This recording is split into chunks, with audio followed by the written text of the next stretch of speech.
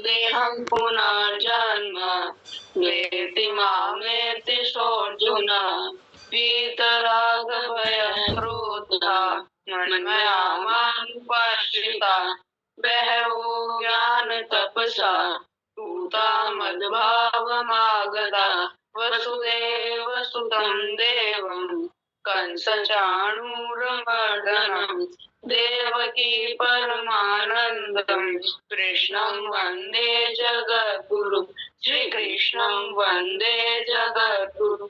नारायण नारायण नारायण नारायण नारायण नारायण नारायण।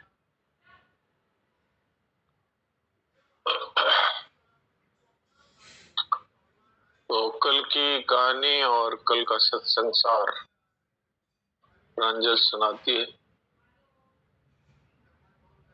आप प्रांजल सुनाओ।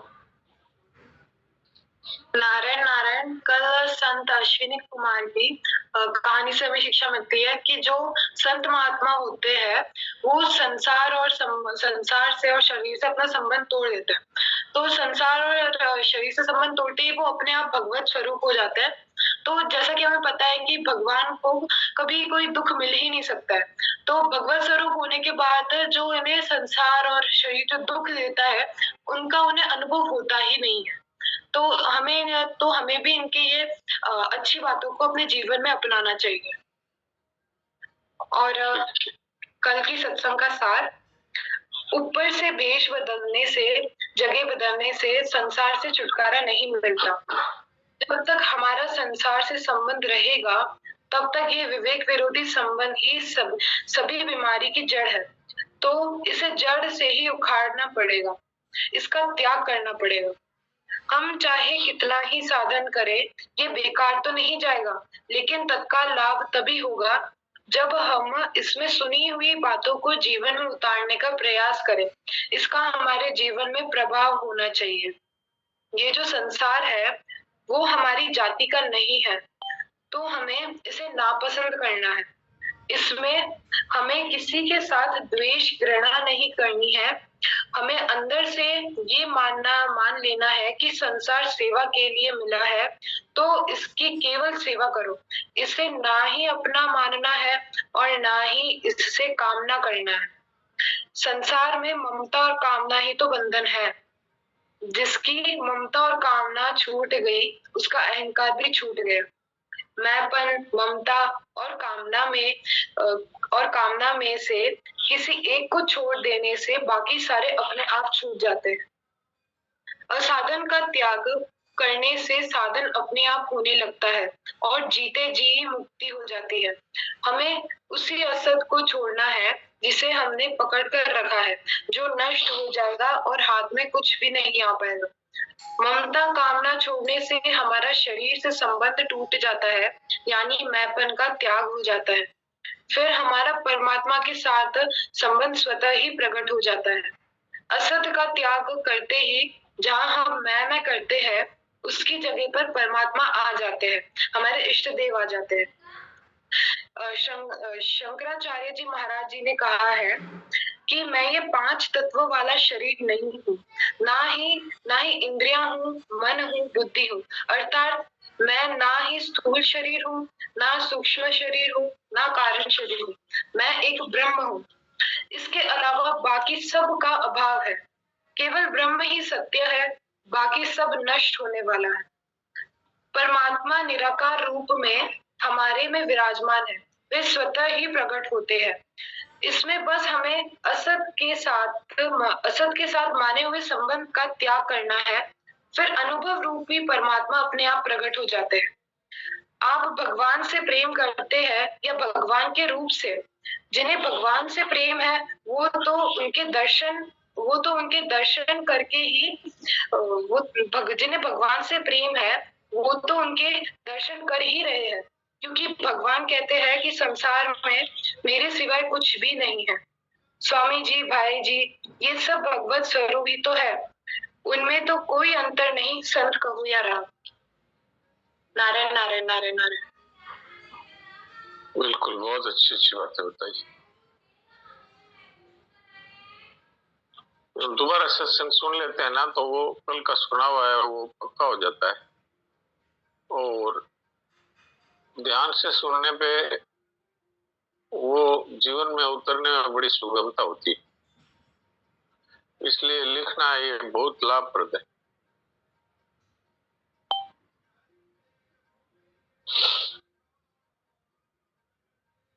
तो किसी का कोई प्रश्न हो तो हैंड रेज कर सकते हैं। और आज कहानी कौन सुनाएंगे? राम नारायण जी या सोहन जी?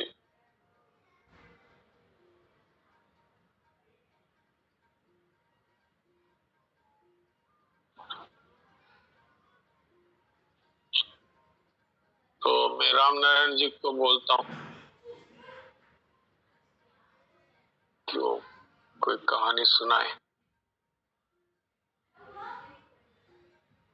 हाँ राम नारायण जी सुनाइए कुछ।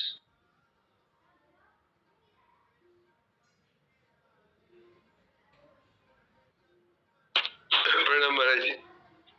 प्रणाम।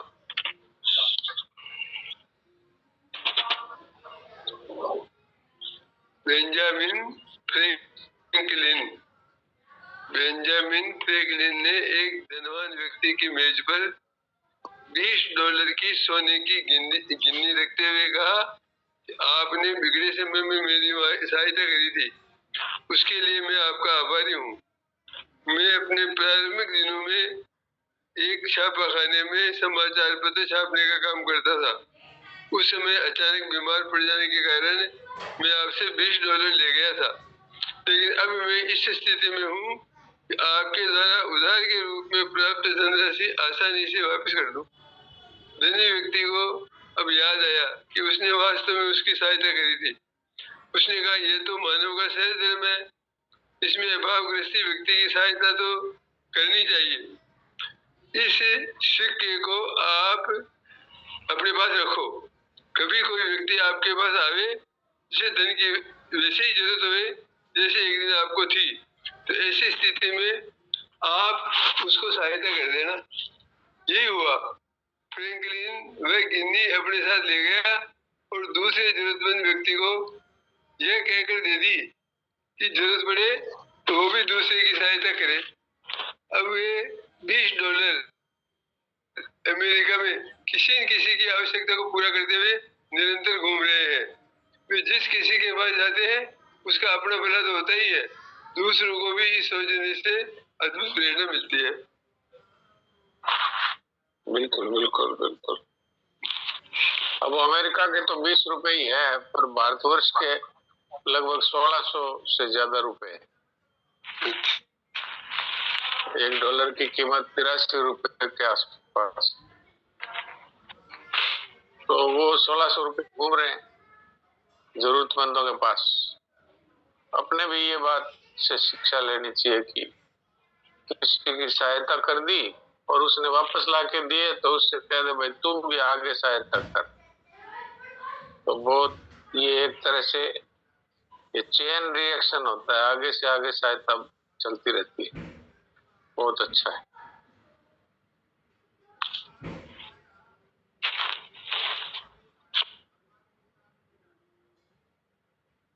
तो अब मैं देवकी जी से बात करता हूँ कि वो सनान जी महाराज के अमृत वचन सुनाए।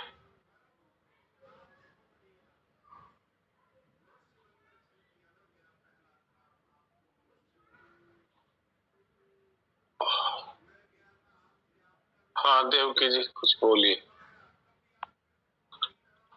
नारायण नारायण नारायण नारायण नारायण। बात चल रही थी, विवेक विरोधी संबंध वाली बात चल रही थी। जी जी जी। तो उसमें लेख वो पूरा हुआ नहीं अभी तक। हाँ हाँ कोई बात नहीं, आप आगे बोलिए। लेख तो अपना पूरा करने की बात नहीं है, अपने को तो जीवन में इसको उतारना है। हाँ, हमको सिद्धि प्राप्त करनी है तो सत्य का संग करना ही होगा। तो विवेक विरोधी संबंध असत है, अतः उसका त्याग करना ही होगा।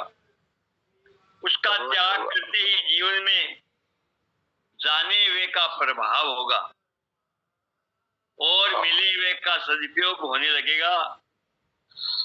जाने हुए का प्रभाव हुए बिना मिले हुए का सदुपयोग हो ही नहीं सकता, और जब तक मिले हुए का सदुपयोग नहीं होता तब तक जीवन जगत के लिए उपयोगी नहीं हो सकता। यह बड़ा भारी सत्य है कि मिले हुए के सदुपयोग द्वारा ही जीवन जगत के लिए उपयोगी होता है, और तब जगत उस जीवन की मांग करने लगता है, उस जीवन का जगत अनुसरण करने लगता है। इसमें लेस मात्र भी संदेह नहीं है। अब इस बात को थोड़ा समझ लीजिए। इसमें दो बातें आई। एक तो आई कि जो मनुष्य जाने हुए का आदर करता है उसके जीवन में मिले हुए का सदुपयोग होने लगता है। तो जाने हुए का आदर क्या है और मिले हुए का सदुपयोग क्या है, इन दोनों पर खुलासा करते हैं बाबा। क्योंकि सनाजी महाराज की भाषा है ना, ये है तो बहुत ही सार गर्भित, लेकिन शब्द हैं वो अगर समझ में नहीं आते तो फिर उनका जीवन में प्रभाव नहीं होता। इसलिए इनके शब्दावली को समझ लेते हैं तो फिर इन बातों का हमारे जीवन में असर होने लगता है। तो जाने हुए का आदर और मिले हुए का सदुपयोग, दो बातें आई। तो जाने हुए का आदर क्या है? हम अच्छी तरह से जानते हैं कि संसार में सब कुछ बदल रहा है, पुराना हो रहा है, नाश में जा रहा है, सब कुछ। ये कौन नहीं जानता?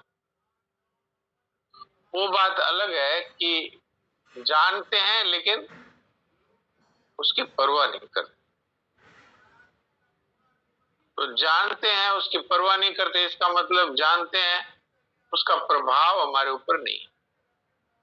मैंने उदाहरण एक दिया था कि कोई हमें मिठाई का डिब्बा देकर जाता है और फिर हमको एक कोई दूसरा व्यक्ति फोन से कहता है कि जो आपको मिठाई का डिब्बा दे गया है उसमें जहर है। तो हमने सुन लिया और समझ लिया।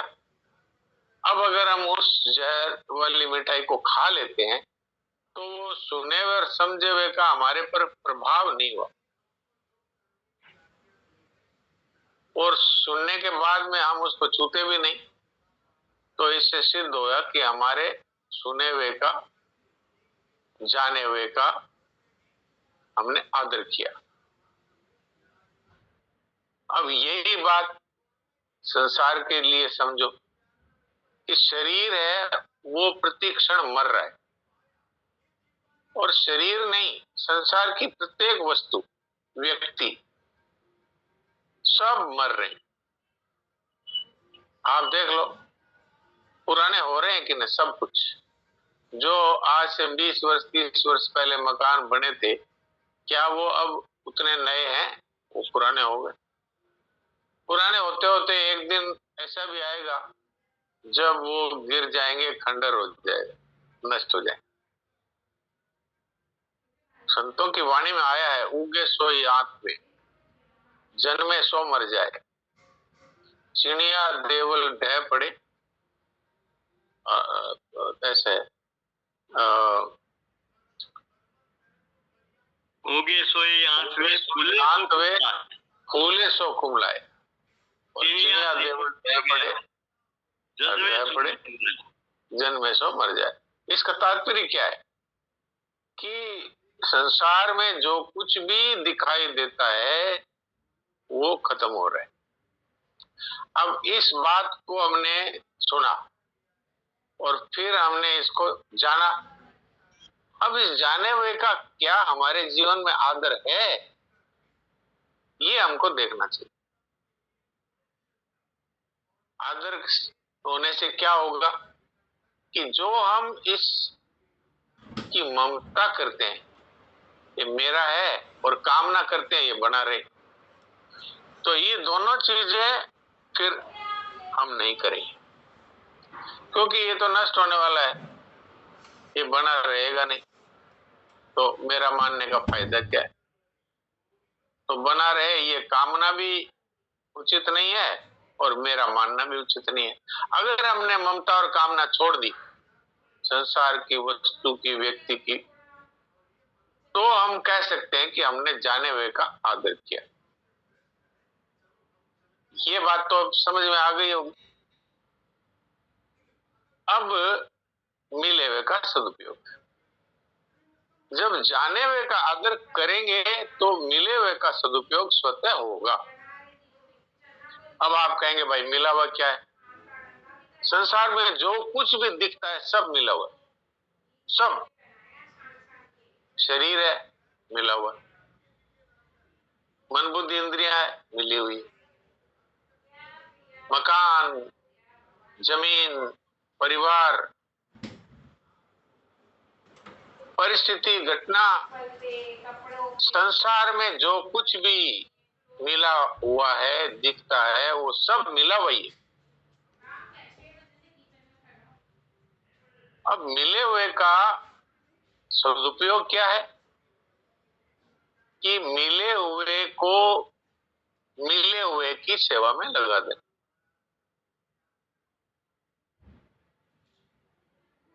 संसार है वो पूरा मिला हुआ ही है, और ये शरीर और ये सामान भी मिला हुआ ही है, तो मिले हुए को मिले हुए की सेवा में लगा दें।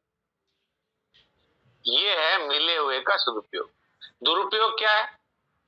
मिले हुए से भोग करना, मिले हुए को अपने स्वार्थ के लिए प्रयोग में लेना, मिले हुए के द्वारा और दूसरों को दुख पहुंचाना, कष्ट पहुंचाना, उनके वस्तुओं को हड़प लेना, और अधिक मिल जाए इसकी कामना करना, जो मिल जाए उसकी ममता करना, ये है मिले हुए का दुरुपयोग।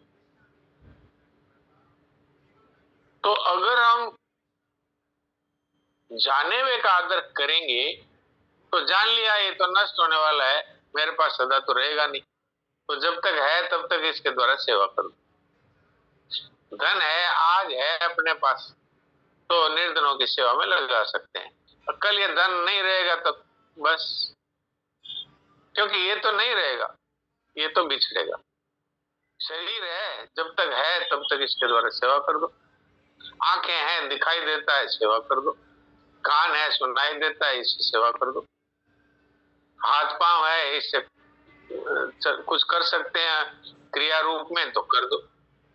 ये नहीं रहेंगे, न कान रहेगा, न नाक रहेगा, न आंख रहेगी, न शरीर रहेगा, न योग्यता रहेगी, न पद रहेगा, ये परिस्थिति अवस्था कुछ रहेगी नहीं। तो इसका सदुपयोग कर दो, अर्थात इसको जिनके अभाव है उनकी सेवा में लगाओ। ये दो जो वाक्य थे, इसकी मैंने थोड़ा सरल करने की कोशिश की है। इसमें किसी को कोई संदेह हो तो हैंड रेज कर सकते हैं, फिर अपन बात करेंगे। दो बातें हुई, एक बात हुई जाने हुए का आदर, एक बात हुई मिले हुए का सदुपयोग। सनातन जी महाराज की वाणी है, जो जाने हुए का आदर करता है उसके द्वारा मिले हुए का सदुपयोग स्वतः हो। अब इसके पहले जो बात आई कि विवेक विरोधी संबंध का त्याग, विवेक विरोधी संबंध का त्याग क्या है? ये जाने हुए का आदर ही है। भाई हम जानते हैं कि ये सब नष्ट हो जाएगा, तो उसको मेरा मानना, ये जाने हुए का आदर हुआ क्या? अरे जो हमसे बिछड़ ही जाएगा उसको मेरा मानना और उसको और अधिक पाने की इच्छा करना, ये क्या जाने हुए का आदर है? तो निज विवेक का अनादर हुआ, ये जाने हुए का अनादर हुआ। तो जिसने विवेक विरोधी संबंध को स्वीकार किया, यूं कह दो उसने अपने जाने हुए का अनादर किया, यूं कह दो। तो जाने हुए का आदर करना है तो मिले हुए का सदुपयोग स्वतः होगा, या यूं कह दो जाने हुए का आदर करना है और मिले हुए का सदुपयोग करना। तो ये दोनों बातें आपके समझ में आ गई होगी।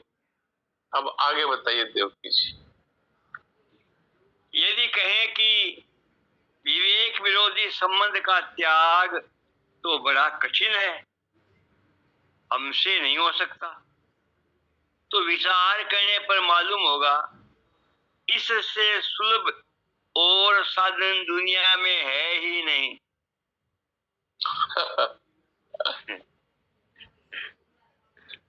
सोचो। अब जिसको हम कठिन मानते हैं उसको सन्नाजी महाराज कहते हैं इससे सुगम साधन और कोई नहीं। बात भी ठीक है, बात भी ठीक है।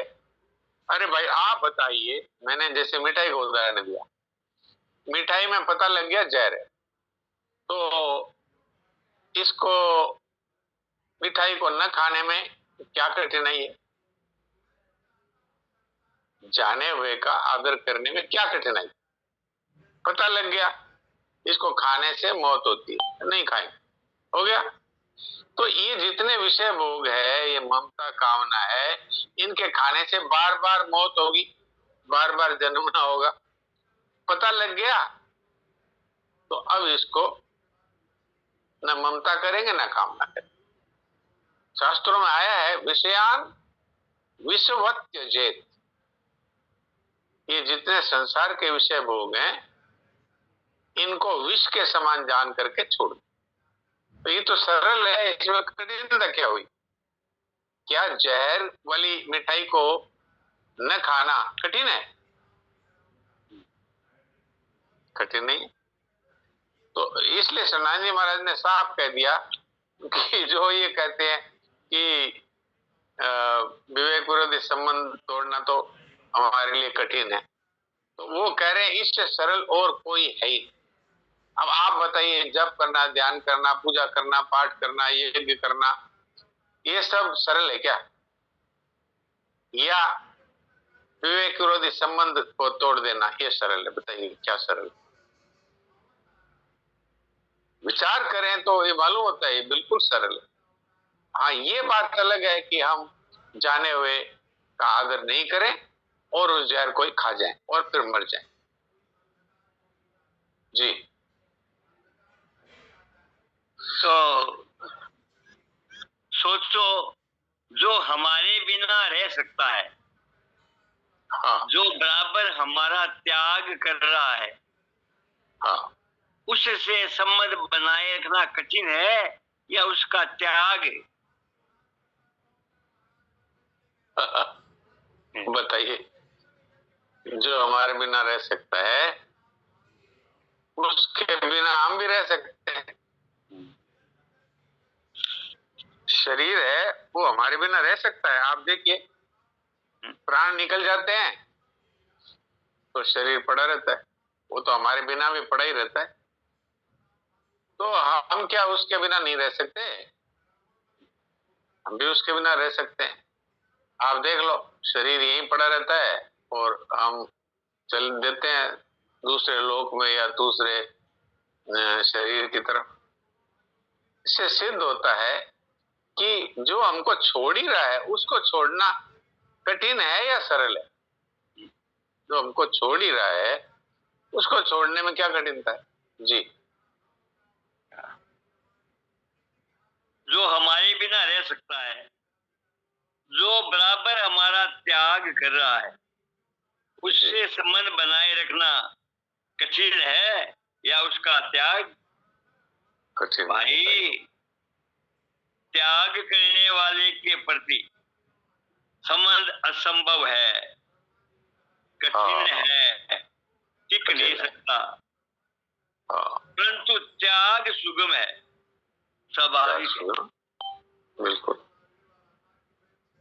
वस्तुएं तो हमारा त्याग कर रही है। यदि हमने उसका त्याग कर दिया तो वे हमारी सहायता करेगी बिल्कुल। तो वे हमारी सराहना करेगी।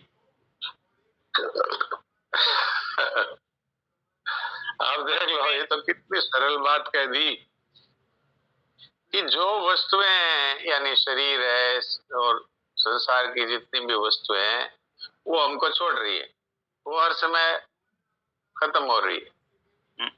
तो अब उसको छोड़ने में सरलता है कि उसको पकड़े रखने में सरलता है? वो पकड़ में तो आएगी नहीं, वो तो छूट ही जाएगी।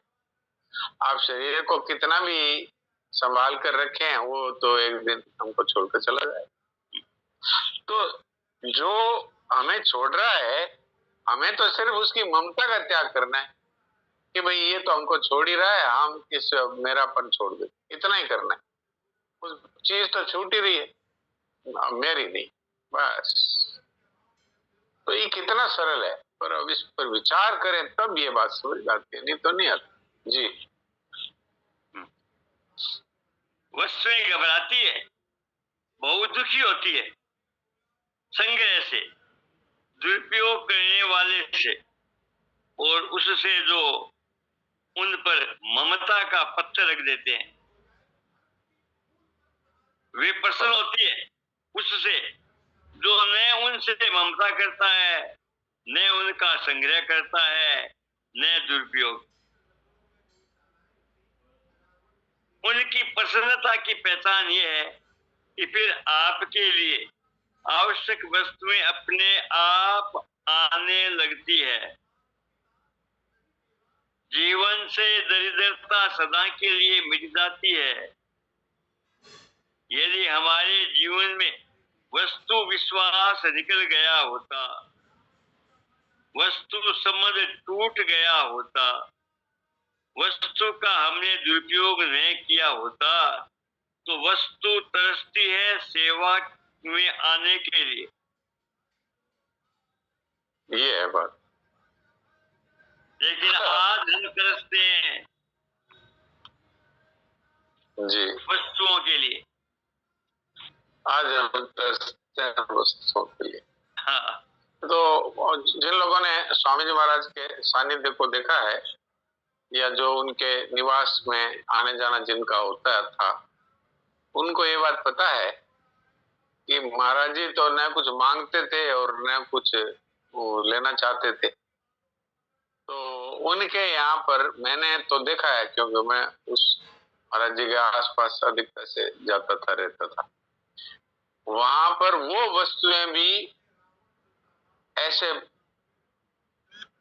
अधिक मात्रा में पड़ी रहती थी जिन वस्तुओं को हम लोग भी पैसे वाले भी प्राप्त नहीं कर पाते। मैं आपको उदाहरण के तौर पे बताता हूँ। जैसे अभी का महीना है ये, समझो चैत्र का, इसमें आम आने लगते हैं। तो अभी बाजार में आम आएंगे, वो महंगे भी होंगे और बढ़िया क्वालिटी भी नहीं आती।